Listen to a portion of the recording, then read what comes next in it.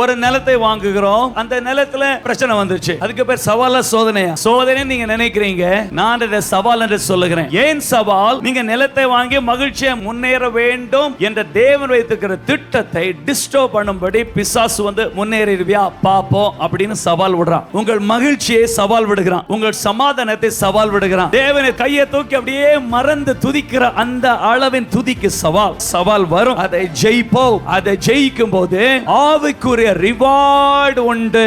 I am persevering, வழி முன்னேறுகிறேன். விசுவாசத்திலே, வார்த்தையிலே, சிந்தனையிலே, கனவிலே, ஜெபத்திலே, மனப்பக்குவத்திலே தள்ளுகிறேன். அவன் இவ்வளவு பேர், இவ்வளவு பிரச்சனை, இவ்வளவு எதிர்ப்பு, இவ்வளவு சண்டை, இவ்வளவு கேஸ், இது என்ன பண்ணுவேனா? எல்லாம் இங்கதான் இருக்கு, எல்லாமே மைண்ட்ல. உங்கள் யுத்தம் இங்கதான். சவால்களை ஜெயிப்பேன். 100க்கு 100 நாம் எல்லாரும் ஜெயிப்போம்.